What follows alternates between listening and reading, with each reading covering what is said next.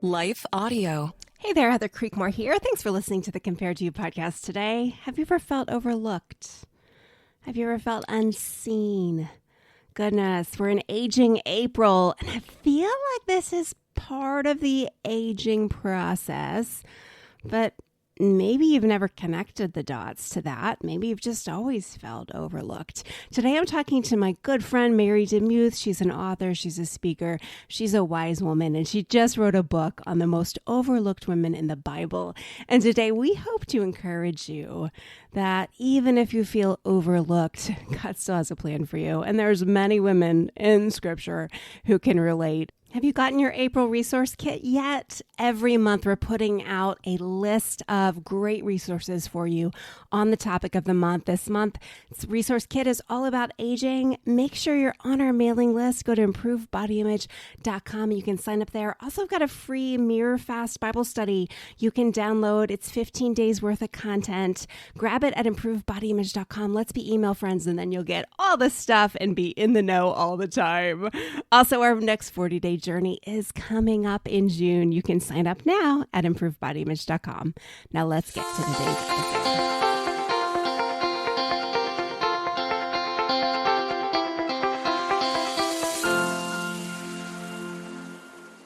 Mary DeMuth, thank you so much for being on the Compared to You podcast today.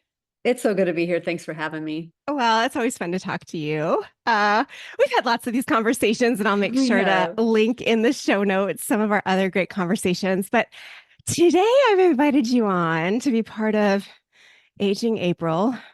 Our favorite thing, right, Mary? Aging. I love it. So excited to be here.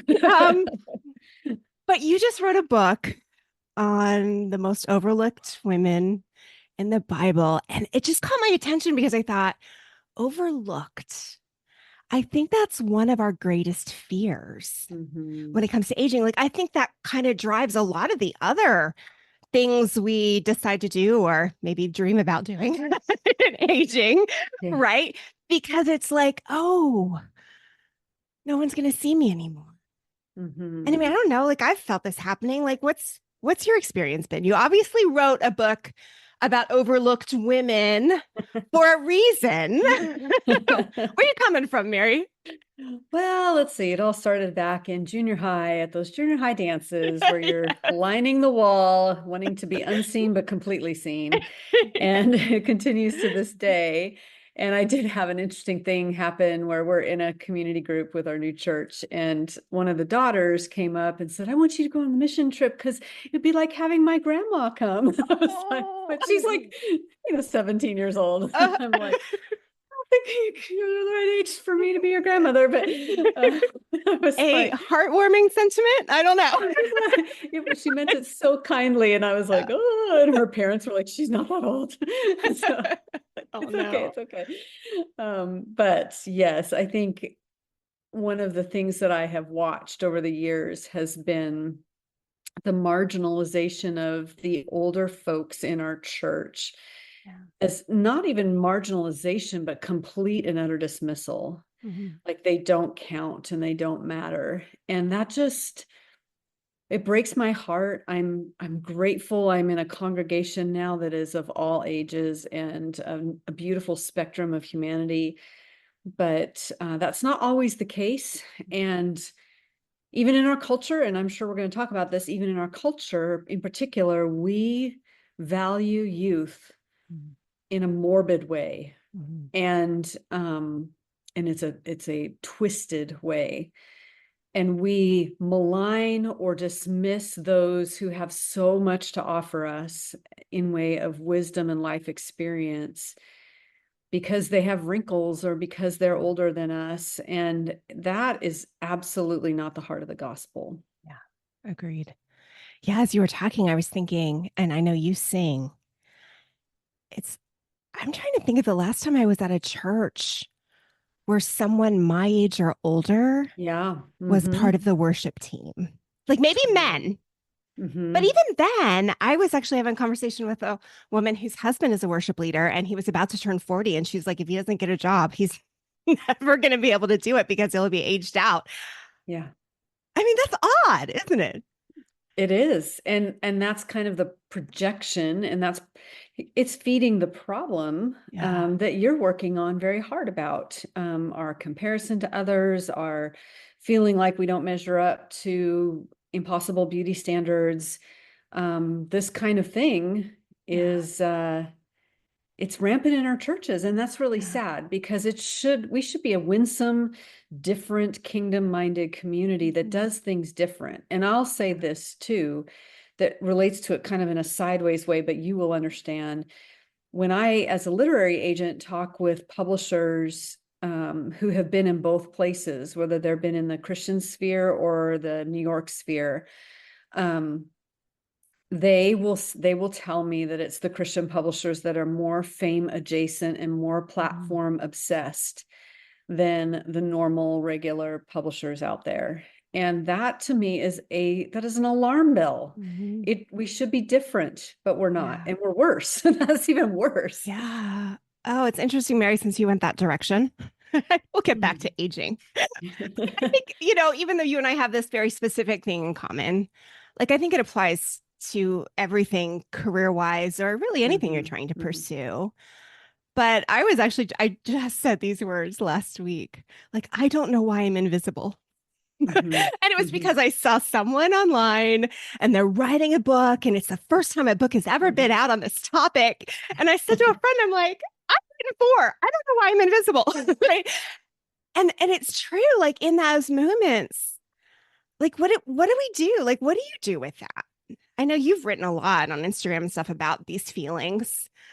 Like Yeah. everyone has that, oh, I don't know how I'm invisible. Why am I invisible feeling? What do we do with that? Part of it is something I'm learning a discipline of, is being off socials. And because I think they feed that feeling, Absolutely.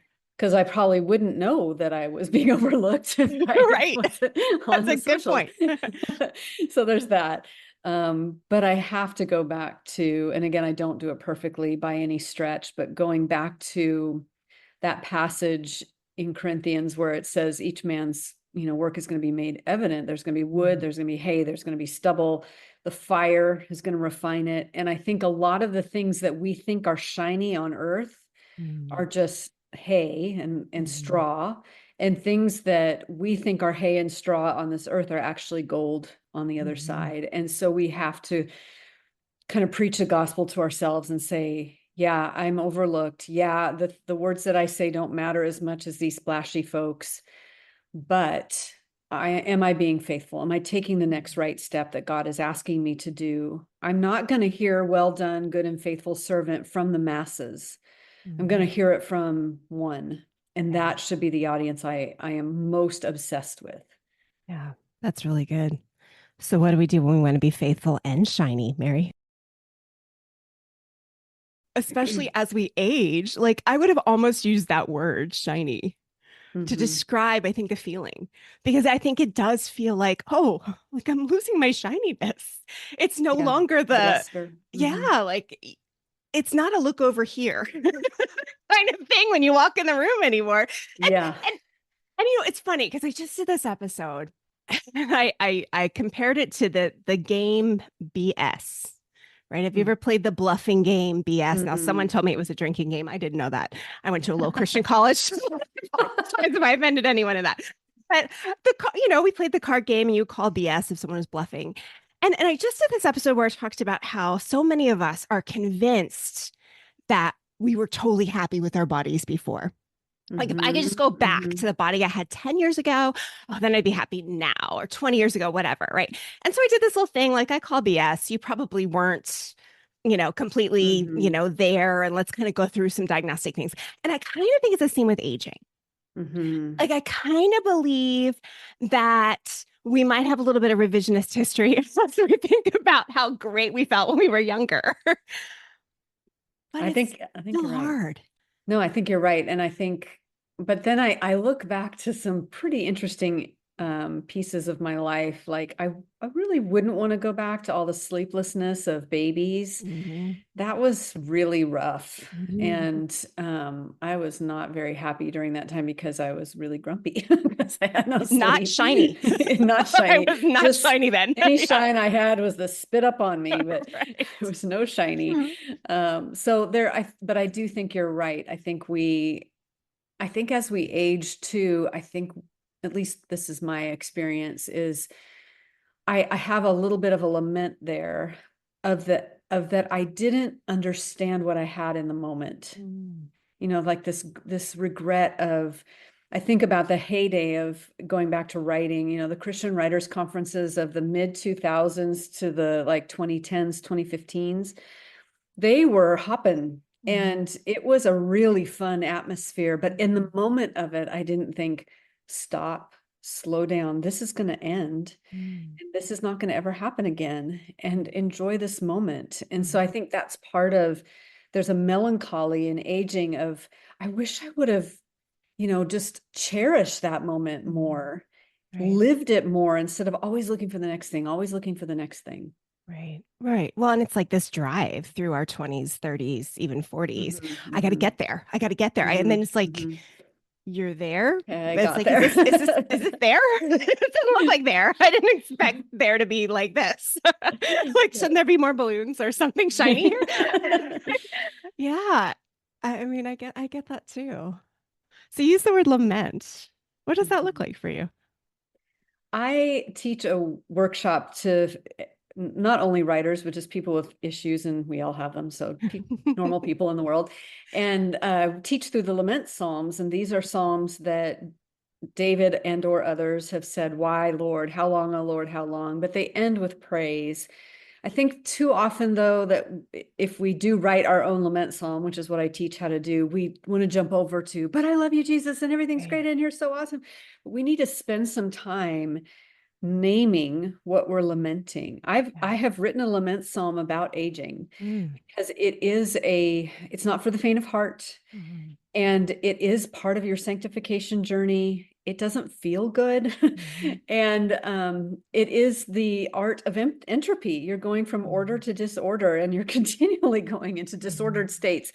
And that's not very much fun. Mm. And, you know, recently, just to kind of add to that in this lament space, I have a mom who she did quote unquote everything right in terms of her physical health. And I always really admired her for that. Mm. But of late, she is failing in some other areas of her life, and nothing that she could do, even though she was very religious about it. Like she would Mhm. use religious language around all the things that she would do because she was like a good and righteous person to do these right Mhm. kinds of exercises and eat the right way, and it didn't prevent Mhm. aging. Mhm. She may have a good physical body more than others her age, but there's other issues that have happened. And this, I guess part of me was just like kind of mad. It's like, Mhm. well, shoot, I thought if I did all these things that would Right. prevent this from happening. But you do your best, but you cannot guarantee an outcome by being quote unquote perfect in your exercise and in your eating habits. Right. Yeah, it's a false narrative that we have Mhm. complete control. Yeah. Yeah. And but I mean that's, it's like and then it's kind of funny because it's like it's humorous, although I've fallen for it many times. Mhm. But I will pay someone 99.99 a month or whatever the Mhm. 99.95, whatever it is a month to guarantee outcomes that we Yeah. neither one of us has any control or like it's just it's silly. But I think it does reveal the desperation in our hearts for something. And I do think part of that something is being seen, right? And It and is. maybe not Mhm. like I think we do confuse what it means to be seen in our culture, right? Like lots of Mhm. Instagram likes or like great Yeah. looking pictures, right? With being truly seen by God, by others, Mhm. someone knowing us, seeing through our skin, if you will, not in a creepy way, but Mhm. in a healthy way, right?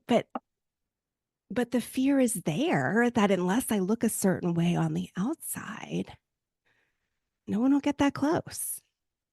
No one will And see me.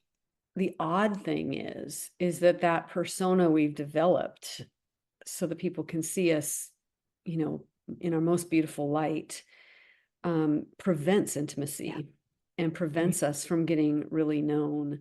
I had a good conversation with one of our pastors today, and I came after I had worked out, and I was like, oh, here I am. This is me. This is me in a ponytail. And I don't need to put on airs. This is just what life is. And I'm so grateful for the freedom to do that. But I still pause when I am putting up a picture. I mean, I guess you could say as authors, we have to maintain a specific kind of mystique or whatever, but I feel like I'm not very mysterious, but why do we need to, I guess, I think what you said is you kind of get to the end of it. You pursue 30s, 20s, 30s, 40s, you get to the end of it. And then you're standing there with 3,283 likes, 10,500 followers, and you're still not happy. Yeah. And it never, and even if you got one more like or one more follower, you're still the same person. And that one follower is not going to put you over the edge of blissdom. So it's a revolving, it's a carrot in front of you that you never get. Yeah. Agreed. So what happened as you were researching these overlooked women of the Bible? Like how did that encourage you, or like what did it make you think about? Well, first when I do these rapid read-throughs of the Bible, and so when I was thinking of doing this one, I had kind of in mind, look for the overlooked ones. So that was really helpful. It would help me to pick them out. But that also was a result of listening to a lot of sermons where men are talked about from the Bible, and there's just so few women talked about. So they're overlooked just by history. They are overlooked in their own time, but it's also important to know that a lot of these women's stories are overlooked by history. And yet they were living, breathing women like us, and they imperfectly navigated a difficult world, and therefore I can learn from them. I can treat them like my elders, as people who have wisdom to give me. Yeah, I love that. So who was your favorite? It's interesting because it is, there were 10 like groups of women, because some of the women were in groups. And the one that I just have affection for is Anna. And she is old. She is a widow, and she is hanging out in the temple all the time. And God saw her. I mean, she was, if anyone was to be overlooked and unseen, it would have been this very ancient widow who was known as a prophetess, which was a very rare thing in those times because we're coming off the intertestamental period where God was not saying anything to anyone. And so she was known as a prophetess, which means God was truly with her. And then he fulfilled a promise to her that she would see, Jesus. She got to look on the face of Jesus before she died. And that is such an inspiration to me, because it means that when we're 60, 70, 80, 90, 100 years old, God's not done with us, and he's still working out his promises toward us. Yeah, I love that. You had kind of a similar sentiment about Lois and Eunice as well, right? Yes, because I think what I caught from them was this like quiet, unseen work. And we're all in our evangelical spaces of late, we're all about big old names and big old stages and numbers of followers. I think about them, and I think they just did the quiet work of pouring into Timothy. And so for those of you who are moms and grandmas out there, just quietly pouring into the lives of others, that's kingdom work. And it doesn't get a lot of fanfare, but it is the right work to do. Yeah. Yeah. I remember when we planted a church right down the road from where you live. That's right. Yeah. About 10 years ago. There was a couple that came in, and I remember thinking they were old. Oh, please forgive me if you're listening to this. My age now. But they were empty nesters. And will never forget, her name was Elva, and I'll never forget, they visited the church one time and we were like, they're probably not going to come back. I mean, like at that time, our church was mostly made up of the wait staff from the Forney Chili's. Okay, that was who our church was. And and so I just remember like she came, we were like so excited that these older people, quote unquote older people were there. And she's about to leave and she's like, I've been praying that God would send us to a church that needed help. And she's like, you need help. Like, praise God, we do need help. But she very much, and you mentioned Miriam in the book too, like she reached out and she, told me and my husband it was a very appropriate, respectful situation. But she's like, I feel like I'm supposed to be lifting your husband's arms up. I feel like I'm supposed to be here to help, support, encourage him. And I mean, it was the nicest, like the best gift that anyone could have given us at that season. So yeah, we have stuff to do. Even if we're not allowed on the worship stage. That's right. Maybe we'll sing in microphones from like the backstage. There we go. You don't have to show me. I just want to sing. It's fine. Oh, well, Mary, what encouragement do you have for the woman who's just like, I'm tired of feeling overlooked. Like, I mean, because, my crowd, right. And you understand this world, like we're tempted, like maybe I just go get the surgery and then everyone will look at me again. Right. And it doesn't actually work out that nicely or neatly ever, by the way. Right. But there's lots of things calling to us saying, if you try me, then you'll be seen. What's your encouragement to the woman who's just really wrestling this down in her heart today? Well, first I would just say I'm with you and I am struggling alongside you, and your sisters near you are struggling in the exact same manner. We're all a part of the atmosphere of this world. And so we are all going to be hearing all of those messages that you don't matter the older you get, that the more wrinkles you have, the more gray hairs, the less important you are to the body of Christ or to the world and to contributions. And that has to be fought. It has to be like, it's like a little bit of warfare. You have to retrain your mind. And I know I've said this with you before, Heather, but my goal, even though I still struggle this way, is that every year my soul would become more beautiful. I can, so quote unquote, control that in the sense of I can be receptive to the Lord and his ways and his unctions and his leadings. I can do that. I can't control whether, that limb doesn't work anymore or, I can do my best. I can, do rehab and all of that kind of stuff, but I can't control the injuries that come. I can't necessarily do much about that, but I can have a receptivity to the Lord. Yeah, I love that. And really, like, isn't that the heart of the battle, right? Which definition are we going to believe? Are we going to believe culture's definition that beauty means you are 35 and you are this certain size and, you, I don't know, look this certain way, or, that beauty is really a heart that is submitted to the Lord, right? A heart that's seeking to look more like Jesus, right? A spirit that is gentle because we're trying to be gentle like Jesus was, which doesn't mean, weak and not having an opinion, right? It means gentle, filled with truth and grace.